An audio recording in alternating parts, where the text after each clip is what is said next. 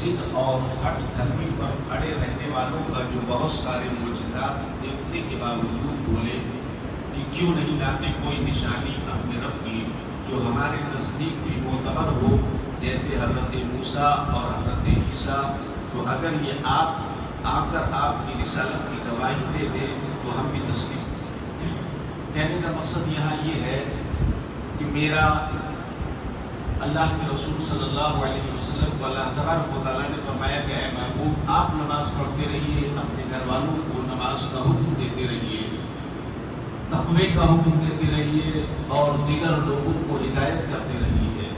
اب اگر کوئی اس میں ضد اور ہٹ دھرمی دکھاتا ہے، سب کچھ دیکھنے کے باوجود، معجزات دیکھنے کے باوجود، نشانیاں دیکھنے کے باوجود نہیں مانتا اور وہ یہ کہتا ہے کہ کوئی ایسی نشانی لے کر آؤ، تو کیا آگے کہا گیا یا یہ کہ ہم جن معجزات کی فرمائش کرتے ہیں وہی ہم کو دکھا دیں؟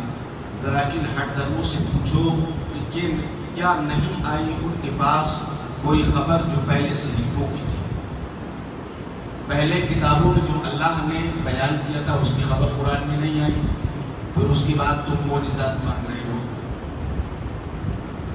مثلا انبیاء علیہ السلام کی تقسیم کے سبب عذاب آنا اور معجزات ظاہر ہونے کے بعد جن لوگوں نے اپنی خواہش کے مطابق ان معجزات کی فرمائش کی تھی ان کا ہلاک ہو جانا، یا یہ کہ نہیں آئی ان کے پاس توریت اور انجیل میں مذکور حضرت خاتم الانبیاء صلی اللہ علیہ وسلم کے اوصاف اور ان کے آنے کی بشارت۔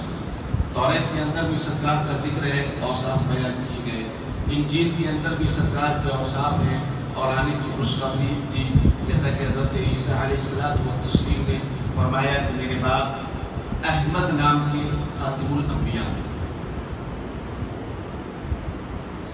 تو اسی چیز کو اللہ تبارک و تعالیٰ نے ذکر فرمایا۔ حقیقت یہ ہے کہ جب انہوں نے معجزہ طلب کیا تو حق تعالیٰ نے ایک بڑے معجزے یعنی قرآن کریم کے سبب سے ان کو الزام دیا اور فرمایا کہ کیا ان کے پاس کھلا ہوا بیان نہیں آیا جو ان سب باتوں کا خلاصہ ہے جو آسمانی کتابوں میں تھی، اور یہ کھلا ہوا بیان قرآن کریم جو شخص ان کے پاس لایا وہ امی ہے جس نے کتابیں نہ دیکھی نہ سنی نہ کسی سے تعلیم کی۔ امی کے کئی معنی آتے ہیں، امی کا معنی یہ بھی آتا ہے ماں جیسا، اور عرب میں جو اس مستعمل ہے زیادہ تر وہ امی کہتے ہیں بغیر پڑھے لکھے تھے، جس نے کسی سے پڑھا لکھا نہ ہو۔ تو سرکار دو عالم صلی اللہ علیہ وسلم کو امی کہا جاتا ہے کیونکہ انہوں نے ظاہری طور پر کسی انسان سے تعلیم نہیں لی۔ اب ایسی کتاب جس کتاب کا یہ چیلنج ہے کہ اگر تم یہ انسان کا کلام سمجھتے ہو تو اس جیسی کوئی چھوٹی سی صورت، اس جیسی کوئی چھوٹی سی صورت لے آؤ، کیونکہ یہ کلام تو ایک ایسا شخص پیش کر رہا ہے جو امی ہے، جس نے کبھی پڑھا لکھا نہیں ہے کسی سے۔ تم تو بڑے بڑے فصیح بلیغ ہو، تمہیں اپنی فصاحت اور بلاغت پر ناز ہے، تو تم کو ایک ایسی اس جیسی آیت لے آؤ قرآن کے چینل۔ آج 1400 سال سے زیادہ ہو گئے، 1450 سال ہو گئے، آج تک کوئی قرآن کی آیت بھی نہیں بنا پائی۔ تو اس سے بڑا چیلنج اور معجزہ اور کیا ہو؟ اس سے بڑا کوئی معجزہ ہو سکتا ہے؟ ایک تو یہ کہ کوئی عالم کوئی کلام لا کر کے پیش کرے، پڑھا لکھا ہے اور کہے کہ یہ اللہ کا کلام ہے، تو سمجھ میں آ سکتا ہے کہ اس نے بنایا ہوگا۔ سامنے والا تو پڑھا ہوا ہے ہی نہیں، پھر وہ ایسا کلام پیش کر رہا ہے جس کی کوئی مثال ہی نہیں۔ عرب کے بڑے بڑے فصیح و بلیغ لوگ، بڑے پڑھے لکھے لوگ نہیں بنا پائے، ایک لفظ نہیں بنا پائے۔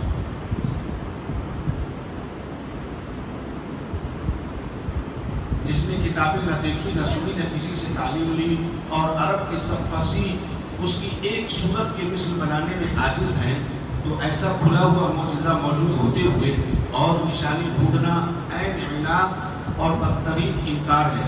اور جب صورتحال یہ ہے کہ مصلوب ہوئی، اب اب کافروں کے لیے شرع و احکام کے ترک پر کوئی عذر نہیں، اور نہ ہی ان کی گمراہی کے راستے پر چلنے کا کوئی مناسب کام رہ گیا۔ الغرض انہیں اب کسی ہیلے کی ہیلہ سازی کی گنجائش نہیں۔ ان کفار عرب اور یہود و نصارہ کے تعلق سے کہا جا رہا ہے، یہ سب چیزیں قرآن نے جب بیان کر دی توریت کے تمام حالات بیان کر دیے، انجیل کے تمام حالات بیان کر دیے، وہ عذاب جو پہلے کی قوموں پر آیا تھا وہ بیان کر دیا، اب تو کوئی ہیلا رہ نہیں گیا، کوئی بہانہ رہ نہیں گیا۔ بھائی یہ قرآن عظیم آج بھی موجود ہے اور کھلے ہوئے طور پر ہم سے کہہ رہا ہے کہ نماز پڑھیں، ہم اس کے بعد نماز نہ پڑھیں۔ میں کچھ میں ایک جگہ رہتا تھا، وہاں پر ایک صاحب تھے، وہ مسجد کے بالکل پاس میں کرتا، ان سے جب بھی کوئی نماز کے لیے کہتا تو وہ کہتے ابھی حکم نہیں آیا، ابھی حکم نہیں آیا۔ استغفر اللہ۔ اب اس بیوقوف سے کوئی یہ پوچھے کہ آج سے 1400 سال پہلے قرآن عظیم نازل ہو چکا اور یہ حکم آ چکا، اقیم الصلاۃ، نماز قائم کرو، کیا تجھے جبریل امین کا انتظار ہے کہ تیرے پاس جبریل آئیں گے یا کسی اور نبی کا انتظار ہے تجھے، جبکہ نبوت کا دروازہ بند ہو گیا، بولتا ہے بھی ہو گیا۔ تو ایسے ہیلے بہانے جو ہیں وہ نہیں چلنے والے۔ وَلَوْ أَنَّا أَهْلَكْنَاهُمْ مِنْ عَذَابٍ مِنْ قَبْلِهِ لَقَالُوا رَبَّنَا لَوْلَا أَرْسَلْتَ إِلَيْنَا رَسُولًا فَنَتَّبِعَ آيَاتِكَ مِنْ قَبْلِ أَن نَّذِلَّ وَنَخْزَىٰ۔ اور اگر بالفرض ہم برباد کر دیتے انہیں عذاب سے، یعنی ان کے کفر کی سبب سے اپنی طرف سے ان پر عذاب نازل کر کے انہیں نیست و نابود کر دیتے، اس کے پہلے یعنی بعثت محمدی کے پہلے، سرکار دو عالم صلی اللہ تعالیٰ علیہ وسلم کی آمد سے پہلے اللہ تبارک و تعالیٰ کہہ رہا ہے کہ اپنے محبوب کے بھیجنے سے پہلے اگر میں انہیں نیست و نابود کر دیتا، ان کے شرک کی وجہ سے، ان کے کفر کی وجہ سے، ان کی برائیوں کی سبب سے، تو یہ لوگ کیا کہتے ہیں؟ یا قرآن نازل کرنے کے قبل تو ان کے لیے گنجائش ہوتی، کہتے کہ پروردگار کیوں نہ بھیج دیا تو نے ہماری طرف رسول، کہ پیروی کرتے ہم تیری نشانیوں کی، قبل اس کے کہ ہم ذلیل و رسوا ہوتے، دنیا میں قتل اور قید ہو کر اور آخرت میں آگ میں داخل ہونے کے سبب سے ان کافروں کو یہ کہنے کا موقع نہ ملے، اس لیے ہم نے حجت تمام کر دی کہ ان کے پاس پیغمبر اور قرآن بھیجا تاکہ وہ ایمان لے آئیں اس پر بھی جو ایمان نہیں لاتے۔ رسول آیا اور ایسا رسول جو خاتم الانبیاء ہے اور ایسی کتاب جس کی کوئی مثال نہیں ہے، اس کے باوجود وہ ایمان نہیں لاتے، تو کہا قل کل متربص فتربصوا فستعلمون من اصحاب الصراط السویہ ومن اهتدی۔ کہہ دو کہ سب منتظر ہیں، یعنی ہر ایک ہم میں اور تم میں سے انتظار میں ہے کہ دیکھیں کہ کس کا انجام کیا ہوتا ہے۔ تم ہماری خرابی کی امیدوار ہو اور ہم تم پر سختی ہونے کے منتظر ہیں، تو تم بھی منتظر رہو اور امیدوار بنے رہو اور انتظار کی گھڑیاں کھینچو، کیونکہ جلد معلوم کر لو گے قیامت میں کہ کون سیدھے راستے والا ہے اور کس میں حق کی طرف راہ والا۔ یہاں یہ بتایا گیا کہ اگر تمہیں اب بھی کسی چیز کا انتظار ہے، تم نہیں مانتے، تو آج انتظار کرو کہ کون سچا ہے اور کون جھوٹا ہے، کون حق پر ہے کون ناحق پر ہے۔ عنقریب قیامت آئے گی اور بالکل کلیئر ہو جائے گا، ایک دم کلیئر ہو جائے گا۔ آج ہم ایک دوسرے کو برا کہتے ہیں، نہیں ہونا چاہیے۔ ہم میں کون اچھا ہے یہ تو رب بہتر جانتا ہے، ہم میں سے کون اچھا ہے یہ رب بہتر جانتا ہے، کوئی نہیں۔ بنی اسرائیل کے اندر ایک شخص تھا جس کی بدکاریوں کے سبب، گناہوں کے سبب اس بستی کے سارے لوگ پریشان ہوتے اور یہ دعائیں کیا کرتے تھے کہ یہ مر جائے۔ رات دن شراب میں ڈوبا رہنا، بدکاریاں کرنا، لوگوں کو پریشان کرنا، تو بستی کے لوگ یہ دعائیں کیا کرتے تھے کہ یہ مر جائے اور اس سے پیچھا چھوٹے۔ ایک دن اس کا انتقال ہو گیا تو لوگوں کو بہت سکون ہوا، اس کی میت کو اٹھایا اور کچرے کے ڈھیر پر لے جا کر پھینک دیا، دفنایا۔ تب حضرت موسیٰ علیہ الصلوۃ والتسلیم کی طرف وحی ہوئی کہ اے موسیٰ، ہمارے فلاں بندے کو غسل دو، دفناؤ اور اس کی جنازے کی نماز پڑھو۔ وہ پوچھتے ہوئے آئے، اس بستی میں پہنچے، کیسے سے بندہ ختم ہو گیا؟ کہاں بہت بدکار انسان تھا، بہت کمینہ انسان تھا، بہت خراب انسان تھا، اور اس کی لاش کو اٹھا کر کے وہاں پھینک دیا۔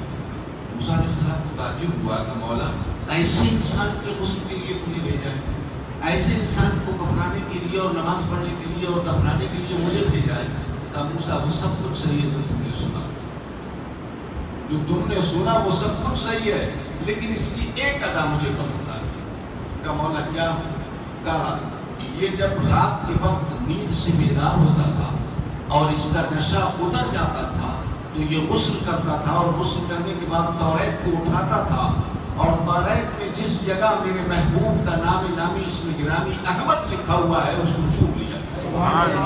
اس کی یہ ادا مجھے پسند آ گئی کہ اس ادا کے سبب میں نے اس کی تمام گناہ معاف کر دی اور مجھے بھیجا ہے جنت کی نماز پڑھانے۔ تو اللہ کی بارگاہ میں کون نیکوکار ہے، کون بدکار ہے، ہم میں سے کوئی نہیں۔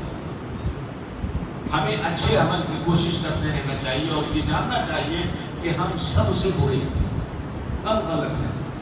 تو یہاں سیدھی راہ پانے والے اور حق کی راہ دکھانے والے سے مراد حضور نبی اکرم صلی اللہ تعالیٰ علیہ وسلم کی ذاتی صفات ہے۔ بھائی حق کی راہ کون دکھانے والا ہے؟ سرکار دو عالم صلی اللہ علیہ وسلم ہے، اور انہی کی ذات ہے جنہوں نے حق دکھایا، جنہوں نے یہ بتایا کہ اللہ ایک ہے، اور اس عبادت کے لائق اگر کوئی ہے تو اللہ کی ذات ہے۔ ہم سب کو اللہ کی عبادت کرنی چاہیے۔ پھر عبادت کا طریقہ بھی بتایا کہ کیسے عبادت کرنی چاہیے، اس کی عبادت کا حق کس طریقے سے ادا ہوگا۔ وہ سارے اصول اور سارے طریقے اللہ کے رسول صلی اللہ علیہ وسلم نے ہمیں بتائے، جو قیامت تک کے لیے رائج ہیں، قیامت تک یہی دستور چلے، کوئی نیا دستور نہیں آئے گا، بدلا نہیں آئے گا۔ تو ہمارے اور ہر انسان کے اوپر لازم ہے کہ وہ اللہ کی عبادت اور اس کے برابر کسی کو نہ ٹھہرائے، کیونکہ یہ سب سے بڑا ظلم ہے۔ اللہ کا شریک ٹھہرانا سب سے بڑا ظلم ہے۔ وہ ہر گناہ کو معاف کر دے گا، ہر خطا کو معاف کر دے گا، لیکن شرک کو معاف نہیں۔ اس کے برابر ٹھہرانے کو میں مثال اور آسانی کے لیے دے دیتا ہوں۔ عورت کتنی بھی غلطیاں کر لے، شوہر معاف کر دے، کتنی بھی نقصان کر دے، شوہر معاف کر دیتا ہے۔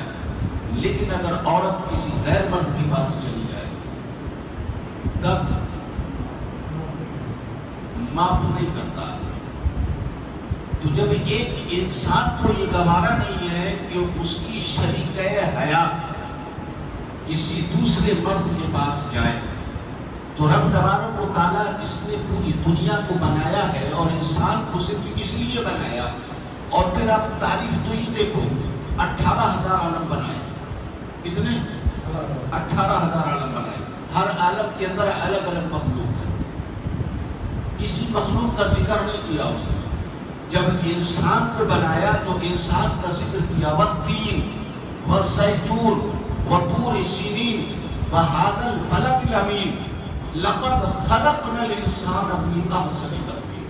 انجیل کی قسم، زیتون کی قسم، طور سینہ کی قسم، اور اے محبوب اس شہر کی قسم جس شہر میں آپ ہو، میں نے انسان کو بہت خوبصورت بنایا۔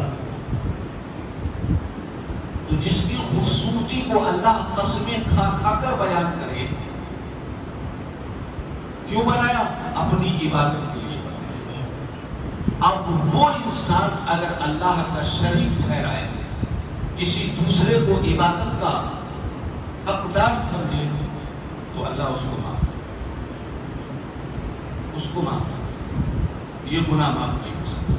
تو میرے عزیز و دوستو، ہمیں شرک سے اور کفریہ کلمات سے بچنا چاہیے اور توبہ کرتے رہنا چاہیے، کیونکہ کبھی ایسا انجانے میں ہوتا ہے کہ ہماری زبان سے کفریہ کلمات نکل جاتے ہیں لیکن ہمیں پتہ بھی نہیں ہوتا۔ اس لیے توبہ استغفار کرتے رہنا چاہیے۔ جان بوجھ کے کیا ہے تو پتہ ہے ہی ہے، لیکن جو کام انجانے میں ہوئے ہیں ہم توبہ استغفار کرتے رہیں تو وہ گناہ ہمارے مٹ جائے۔ اللہ کے رسول صلی اللہ علیہ وسلم نے خوش اخلاقی کا ہمیں درس دیا، ہماری زبان سے پڑوسی کو تکلیف نہ پہنچے، گھر والوں کو تکلیف نہ پہنچے، والدین کو تکلیف نہ پہنچے، کسی دوسرے انسان کو تکلیف نہ پہنچے۔ ہمارا گفتگو کا طریقہ، بات کرنے کا طریقہ، بول چال کا طریقہ ایسا ہونا چاہیے کہ کسی کے دل پر نہ لگے بلکہ دل کو چھو جائے، دل کو چھو جائے۔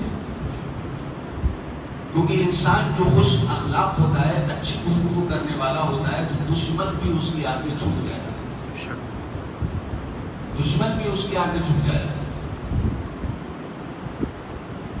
حضرت عبداللہ رضی اللہ تعالیٰ عنہ سرکار دو عالم صلی اللہ علیہ وسلم کے والد گرامی کو قتل کرنے کے لیے چند یہودی ہیں، جب مکے کے اندر گھسے تو سب سے پہلے انہی سے ملاقات ہوئی. پوچھا عبداللہ کو، تو آپ نے کہا دور سے آئے ہو وہ بھی بتا دیا جائے گا، آؤ ٹھہرو. ان کو ٹھہرایا، کھانے کا انتظام کیا، کھانا کھلایا پلایا، کہا ان سے بھی ملوا. یہ سارے کام کرنے کے بعد جب بیٹھے تو کہا تم نے یہ سب کچھ تو کر دیا، ہم نے جس کام کے لیے ہم آئے، ہم نے جو پوچھا وہ تم نے بتایا نہیں اب تک. عبداللہ کون ہے، کہاں ملے گا؟ تو آپ نے کہا عبداللہ میں ہی ہوں. تو ان کے رونگٹے کھڑے ہو گئے جو قتل کرنے کے لیے آئے تھے. کہا اتنا اچھا انسان جس کو قتل کرنے کے لیے واپس نہیں جاتا. تو ہمارا اگر اخلاق اچھا ہو تو بڑے سے بڑا دشمن بھی جھک جاتا ہے. ٹائم ضرور لگتا ہے تھوڑا سا، لیکن جھک جاتا ہے. اللہ کے رسول صلی اللہ علیہ وسلم نے دین اسلام کو جو پھیلایا ہے، دین کی جو تبلیغ کی ہے، وہ کسی لوہے کی تلوار سے نہیں بلکہ اخلاق کی تلوار سے. ہندوستان کے اندر جو دین پھیلا ہے، آپ غریب نواز کی ہسٹری کو اٹھا کر کے دیکھیے، ان کے پاس کوئی دھاگا نہیں تھا، تیر کمان نہیں تھا، تلوار نہیں تھی، اس دور کے آلات حرب و ضرب نہیں تھے.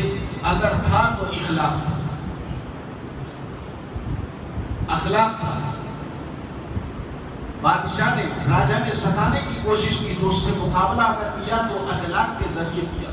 اور یہ اخلاق نے ایسا کام کیا، ایسی ضرب لگائی کہ ایک محفل میں 1 لاکھ لوگ ایمان لے کر گئے. تو آج اگر ہمارا اخلاق صحیح ہو جائے تو جو آج ہمیں برا کہتے ہیں وہی لوگ کل ہمیں صحیح کہنے لگیں گے. اللہ تبارک و تعالیٰ کی بارگاہ میں دعا ہے کہ مولا